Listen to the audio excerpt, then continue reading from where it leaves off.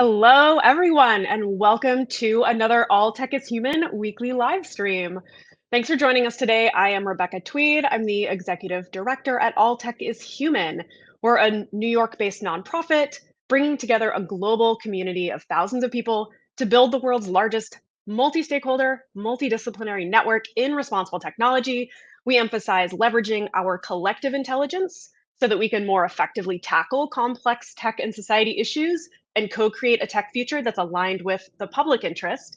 We want to diversify tech to include more backgrounds, disciplines, perspectives, and lived experiences so that we're best positioned to meet the challenges that we face as a society today. And we want to greatly increase the pace of tech consideration so that we can meet the challenges of the moment because tech is not slowing down. We need to move at the speed of tech. So our goal is to build and strengthen the responsible technology ecosystem, and we do this through multi-stakeholder collaboration and community building, through multidisciplinary education and resource development, and through our career development work to build and strengthen the responsible tech talent pipeline. So you can check out all the ways you can get involved with us at alltechishuman.org, from our mentorship program to our university network, to our working groups, our affiliate program, to our talent matchmaking service, and our responsible tech job board. And of course, we have many upcoming events. We focus on responsible AI, trust and safety, tech policy, public interest technology, cyber and democracy, and youth, tech, and well-being. So today's discussion, it's part of our weekly live stream series, and I'm thrilled to be joined today by three incredible individuals.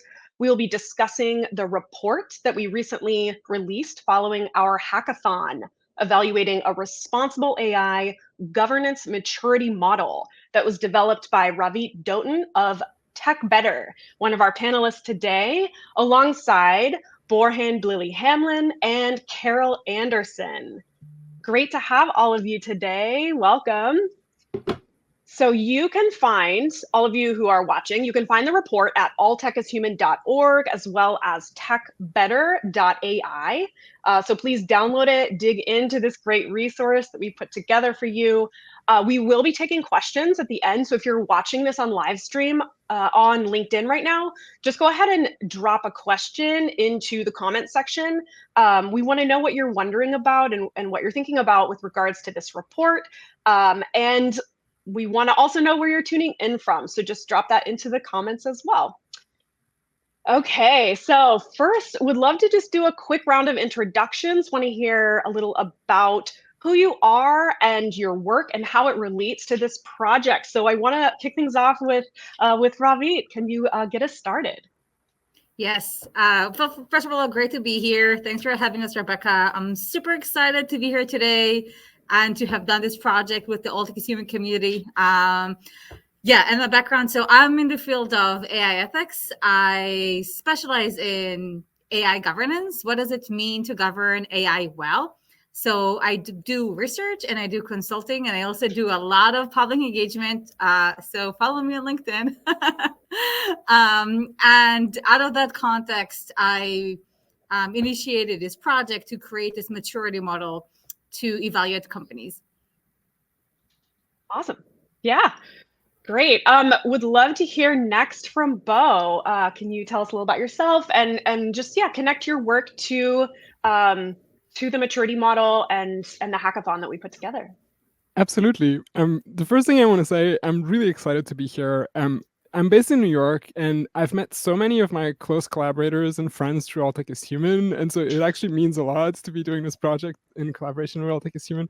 Similarly to Ravit, I actually have a background in philosophy. I have a PhD in philosophy. That's how we met, and we started talking. I love Ravit's research that's between philosophy and risk management. These days, I still draw on that kind of work.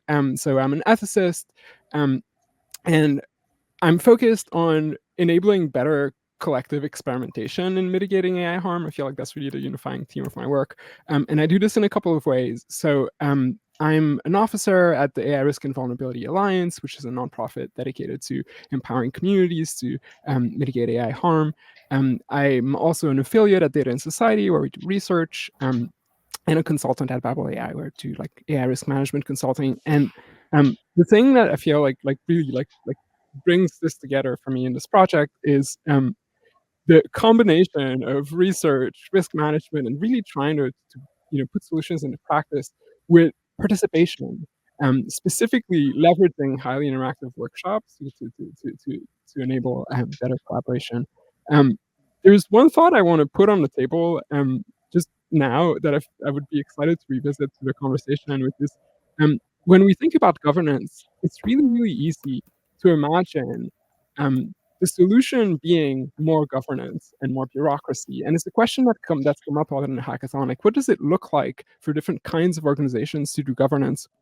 And there's an example that I find really powerful coming from road safety engineering, which is a city in the Netherlands in the early 2000s, where the decision was made by a safety engineer that the best way to achieve safety outcomes on the streets was to take traffic signs out. So to take out the things that look like road safety engineering. And for this context, that was the better solution to drive the outcomes, because it empowers people on the streets to make decisions and take a more active role in protecting themselves. And the question that I'm curious to revisit is, what does this kind of question look like for governance? Like, what does it look like in a governance setting to treat governance not as something that always has to look the same way, but instead as something that has to be tailored to the context and the purpose and the outcomes of the organizations or group that's implementing it. All right. I love that. Thank you, Bo. Yeah, we will revisit that. We'll pull that into the conversation later. Thank you for that really cool example for some scene setting. Carol, let's turn to you. Sure. Hi. So I'm Carol Anderson, and I have a background as a machine learning practitioner. So for the last several years, I've focused on language model-based systems, most recently at NVIDIA, where I worked on training and testing models for conversational AI. And before going into tech, I was an academic molecular biologist for a number of years. And then just in the past year or two, I've been working on making a transition into AI ethics and responsible AI. And I don't have a regular job now. I'm kind of freelancing and cobbling different things together. And All Tech is Human has been an amazing resource in doing that transition and, trying to figure out my niche in this ecosystem. So one of the things that I do is I'm very active as a volunteer with the nonprofit AI Risk and Vulnerability Alliance, which Bo also mentioned. And I have a lead role there. And this maturity model, not connected with that, but it was through that network that I got connected with Ravit and the rest of the team developing the maturity model. And I got to help organize the hackathon. So with that, I'll pass it back to you, Rebekah. That's great. Okay, so I hope everyone has had a chance to download the report, check it out a little bit. Ravit, I want to turn to you for this one. Can you tell us a little bit about the responsible AI governance maturity model that you came up with? Can you tell us why are you doing this? What's the problem that you're solving with this maturity model? Yeah, thanks, Rebekah. Okay, so the problem really is how to provide guidance for companies, and at the same time, how to provide guidance to anyone who wants to evaluate companies. Something that stands in the background here is me noticing that when people are trying to evaluate companies today under AI governance, often they'll turn to things like, well, do they have AI ethics principles? Do they have an AI ethics committee? These things can be helpful, but also they can be a tool for ethics washing. One thing that is in the background here is actually a previous research study that I did where we studied public disclosures from 254 companies. And we wanted to see what is it that they claim that they're doing. They were all big organizations, Western organizations. I mean, not all of them, but most of them. And it was pretty clear. It was 76% of them had some kind of external indicator, such as like principles, commitments, thought leadership, but a really small fraction of that actually had any kind of implementation activities. So, red teaming, incident inventory, really kind of minuscule percentages. So what we get is companies, even if they have good intention when they create those guidelines or committee or whatever it is, it's not happening, there's a gap. And at the same time, people who want to evaluate them externally are relying on the wrong things. So the gap here really is two things. One, how do you help companies build up, start from wherever they are today and just help them improve, but really improve in terms of what they implement? And at the same time, how do you help people see from the outside what the company is actually doing? What are those more reliable indicators that people can latch onto? So this dual gap is what makes me very excited about this model. Great.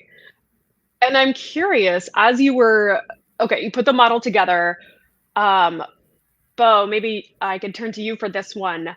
How did you decide that a hackathon is what you wanted to do next, to open the model up and to bring in a community of people? Why was this the preferred way to move forward? Absolutely. So the context is during the pandemic, I became incredible. I mean, that's the context for me. I became really, really passionate about using virtual workshops to enable collaboration and to enable a group to come together and achieve an outcome. And Ravit and I had been, talking for months about looking for ways to leverage workshops or maybe a hackathon or some such thing. And Ravit had the maturity model project and had the idea that she wanted public input and in those conversations, what about doing a hackathon was the question we started asking.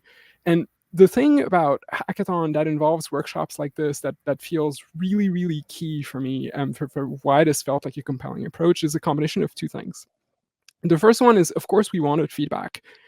We built a maturity model, and we think of a maturity model as something that has to be useful. It's a product, and that means we have to understand what work does this do for people who aren't us. We built it and we made it look this way because of our preferences and because of the knowledge we had at the time we built it. But it was really, really key as we worked on and built the maturity model back in the fall, and we always had this idea of getting feedback, putting it in the hands of people and seeing what that looks like, seeing what changes we want to make in response to that feedback. So that's the first component.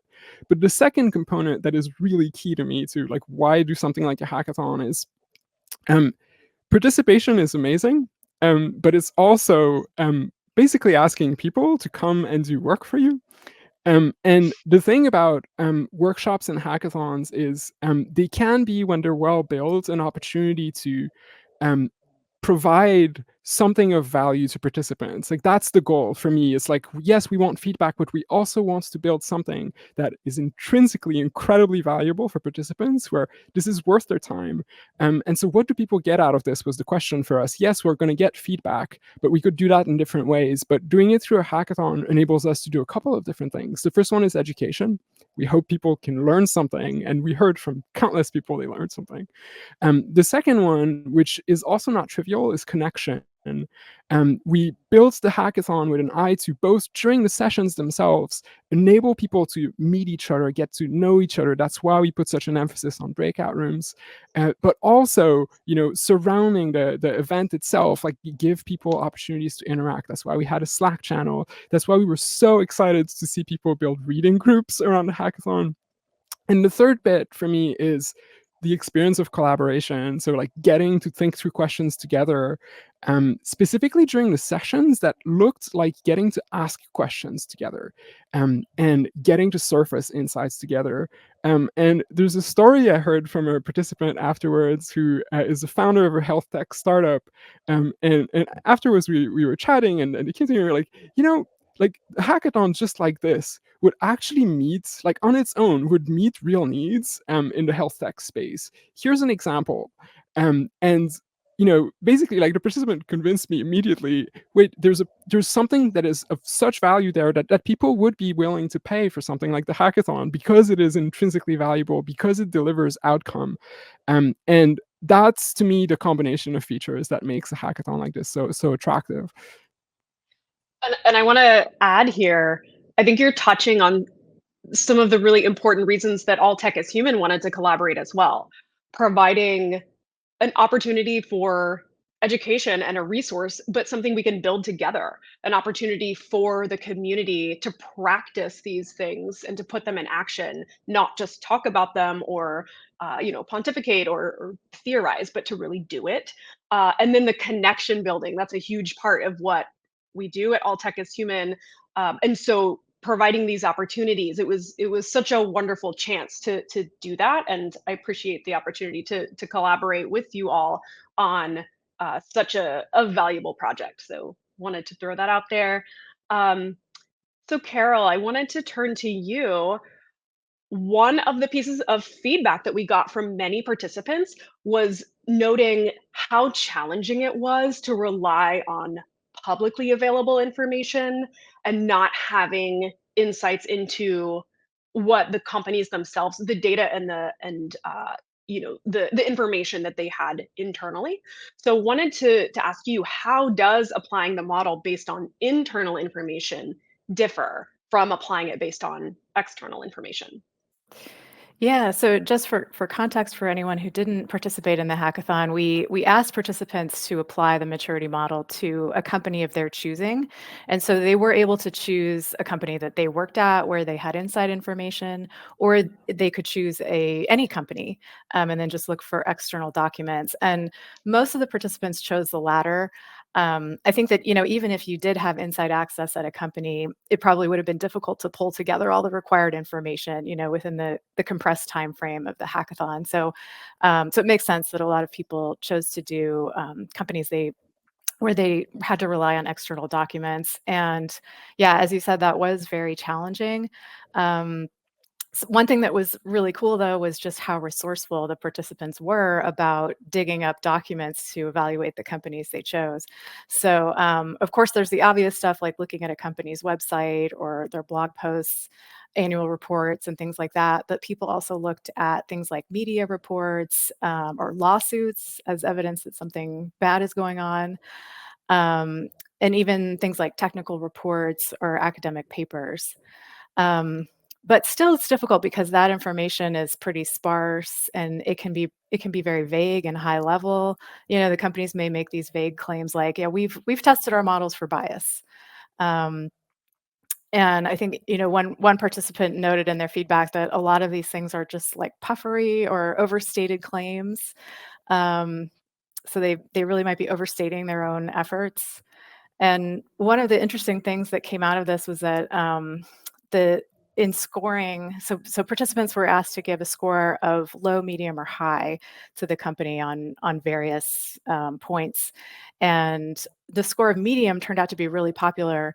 And I'm sure that there are a lot of reasons for that, but maybe one of the reasons is that they're relying on incomplete information, and so it can be hard to know with any confidence that the company is doing well or doing poorly. Um, so if you do have access to internal documents, you can get a more complete assessment. And some of the participants noted this, that they felt like the maturity model would be most effective if you used it internally, because then you could rely on things like policies or procedure manuals, testing results, planning documents, things like roadmaps, KPIs, or even conversations that you would have with people in the company. Um, so if you have that kind of access, then it can be really useful as a tool for diagnosis and internal discussions around the company's development and areas of strength and weakness, and allowing the company to track their progress. But still, even though if you're using it externally, it's there are limitations to how accurately you can assess something.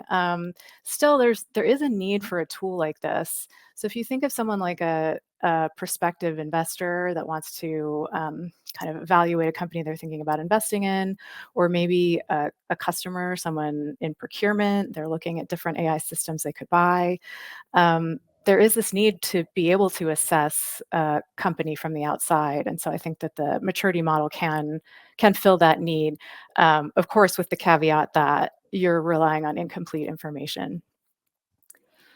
Yeah, and you bring up something interesting. I think kind of tying it back in with what Bo was talking about at the beginning of kind of a tailored governance approach, wondering, I don't know, I'm thinking about who can benefit from this kind of maturity model, and thinking about what kind of companies actually need this. And you have, Carol, you've laid out some examples of why externally, why you would want to know this about a company. And I'm curious, kind of from the other side of it, what do any of you think is a good use case? Who would really benefit from pulling all of this information together internally and providing it, making it publicly available, and having this governance model applied to their own company? I think we all have thoughts on this. Were you directing the question at? And maybe just at anyone, yes, all of you. Okay, happy to go. So one thought that is really crucial for me, it's a simple question.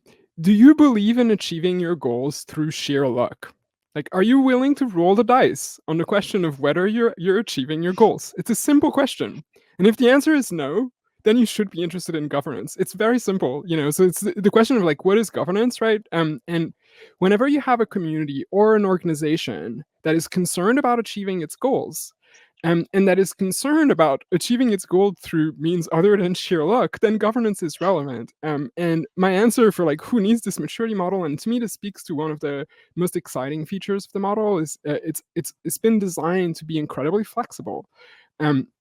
And there's flexibility both with the kinds of organization who can apply it and get insights, right? Like the goal isn't to say, oh my God, we're doing poorly. The goal is to get information that can help drive outcomes and that can help improve an organization's governance, and that can help an organization move away from doing, risk mitigation through sheer luck. And one of the features that is most exciting to me about the model is how flexible it is, both with the company size, the kind of company, but also with what you apply it for. You can apply it for a single system. You can apply it for an entire team or program. You can apply it for an entire organization. And to me, the flexibility means, like any organization should be able to use this and get answers that help them. Does that mean that applying it in every setting is going to look the same? Does it mean that the scoring will look consistent and will will this enable meaningful comparisons? Maybe that might be variable, and that's an area where we definitely want to be doing further work to think through what does it look like to make applying the model a little bit more consistent. But this mindset of flexibility means if you care about doing risk management not through sheer luck, then this model could help you. Great, thank you, Bo. I want to chime in also, if that's okay. Yeah, I just love this framing, Bo. Do you care about not having your results through luck? I love that. Totally agree. And I want to add to it, there are 3 types of audiences that I mostly have in mind. One is the companies themselves. And as Bo said, we've built this maturity model to be flexible so that it could fit different kinds of companies. A big company, a small company, early in the development life cycle, late in the development life cycle, but all of them, as Bo said, if they care about achieving their goals, this is a tool that is meant to help them. So that's one audience, the tech companies themselves who develop the technology, but also companies that utilize the technology, because some of the things are doable even for them. And in fact, a lot of the responsibility actually is on them, right? And so this can help them too. So those companies who are utilizing the technology, and while I'm at those companies do 2 things, right? They deploy the tools, but they also usually buy the tools, right? They procure them. Procurement is actually key, I think, to AI responsibility, because that's when you get to scrutinize and make decisions and decide what you put in the contract. I hear a lot from companies that they're struggling with this, especially, with the inflation of generative AI tools that I feel like I need to actively get them out of my way almost, right? But they don't necessarily know which questions to even ask. And that's when they might be tempted to rely on signals that are actually misleading, such as, does the company have AI ethics principles? Maybe they do, but they do nothing with those principles. And so this can be, the maturity model is also a guide for them when they do look into the company. What should they be asking? What should they be looking to, especially if they're actually non-technical people who are not going to dive into the data set, right? Often companies can't do that at the procurement stage, but what they can do, what they're totally capable of doing, is evaluating the governance and asking, what kind of processes do you have? Do you do anything for fairness? Do you have any kind of metric? They can, in fact, start with the public documents. And as Carol said, it can be difficult to evaluate public documents because, another way of saying something that we've noticed is, like, often they're more like marketing documents. So they don't have real content. And that can be, in a way, a challenge, but also it just highlights to me how the maturity model is actually needed for those people who are looking. Because some of the comments that we got was people saying, superficially, this document looked really good. However, when I use the maturity model to think about it more, I realize how much is missing. I realize how much of this is actually superficial, which can help both if it's someone from procurement or an investor or an insurance company, anyone who has a financial stake in what's going on in the company, but also just consumers. So I'm thinking of even consumer organizations. If they do want to evaluate companies, this can be a tool for them to say, this document looks really fancy. However, it doesn't actually have a lot of helpful content.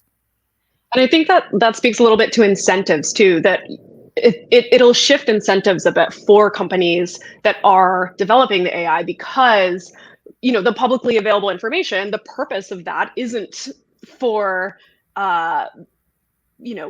auditing their materials. It's marketing. It's it's public facing for a reason. And so if it's not legally mandated that they put this information out there, they're not necessarily going to be spelling it out for everybody, because then they are going to be held responsible for that. So it seems like this is a great way, filling the gap with this kind of maturity model, where you are incentivizing companies to be putting materials out there for people who are trying to, looking for procurement, for instance. So yeah, I really appreciate that angle. Yeah. Exactly. Yeah. And in fact, this is actually my hope, if this model becomes the standard for everyone, that's exactly what I'm hoping for. But even if it's another model that's like that, just something that makes it really clear what information is substantive, and then we can create consumer pressure on companies to actually divulge information that will help us evaluate them. So exactly what you said is my hope. Great. So we do want to bring in a couple of questions from the audience. I'm seeing quite a few really good ones come through. So we're going to put a question up from Blake Chambers. So audience question here. Let's see. Related to content moderation of generative conversational AI. For example, mitigating harm from content generated by chatbots built on top of an LLM API. What are different ways that companies are communicating how content that generates content, specifically stochastically generated, is different from previous technologies? And how are they framing the risks of the differences?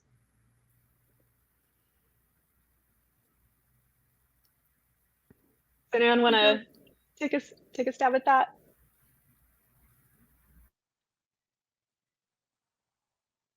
Bo. Okay. There's so many layers to this. So Carol and I are collaborating with Data and Society on a research project on generative AI harm and red teaming specifically in this setting. It means we're thinking through like this kind of question a lot. And I know Carol has a lot to say on this too. And I know Ravit does as well. So just one thought. One of the key changes to me with generative AI is a supply chain change. And it's not always the case, but that is the case for the companies that are building what's called foundation models. For me, foundation models just means you're building a very, very, very expensive and very, very flexible thing with the intention that it can be put to many, many, many, many different uses. And that creates a supply chain positioning that is unusual in terms of from a risk management perspective. So a story that is core to the NIST AIRMF and that is core to AI risk management is you need to be thinking about context of use in doing harm mitigation and in doing risk mitigation. Go back to exactly what is this system going to do in the world. And one of the, to me, unique and interesting differences with a lot of what is happening with generative AI is this supply chain positioning, where the largest providers and builders of generative AI models are building tools that are meant to be useful across so many different settings. And that really changes what you can do from a risk management perspective.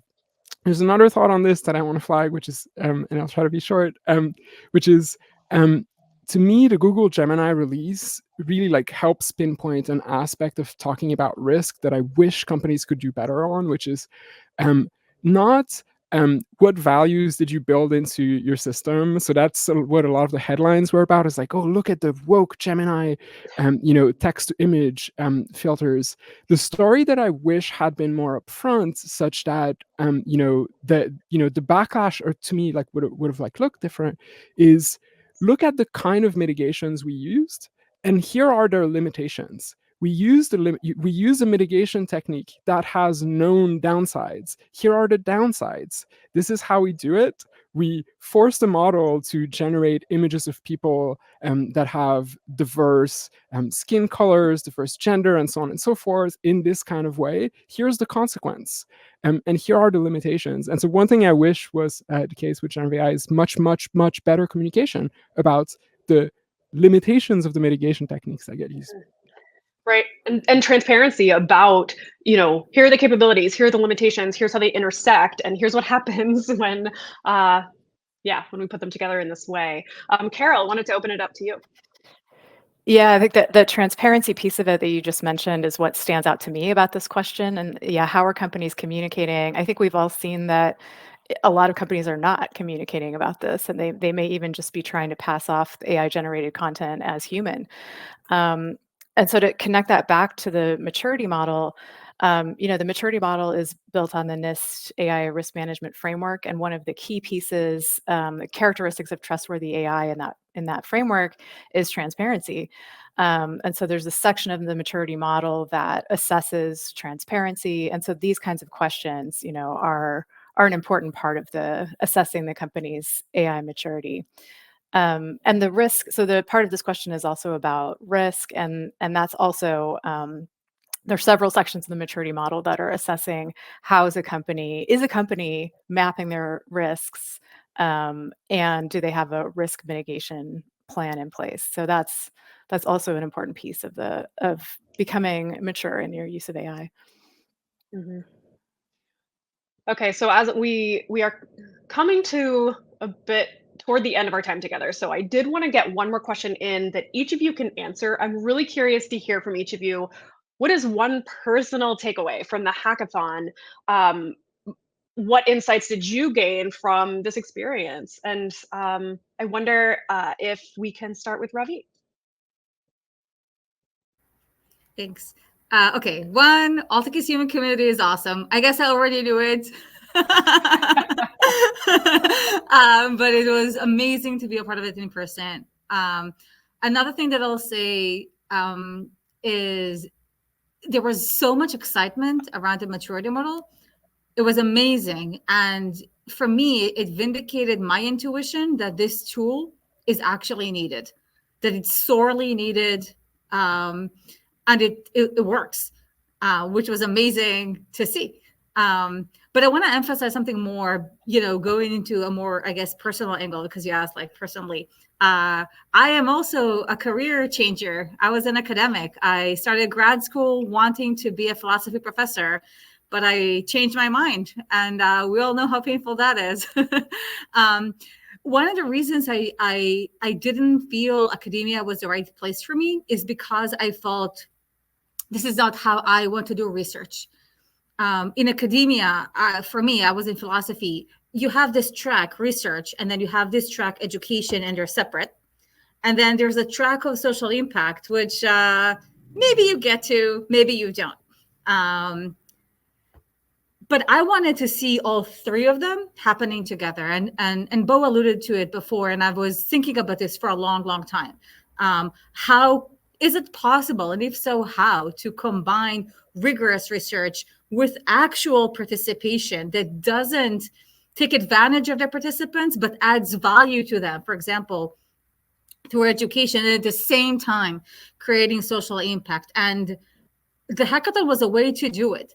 So in addition to the professional goals of contributing to the responsible AI community, I also wanted to see, does this model work? Can you do research while also doing education and add value to people and have social impact? It was amazing for me to see that the answer was yes.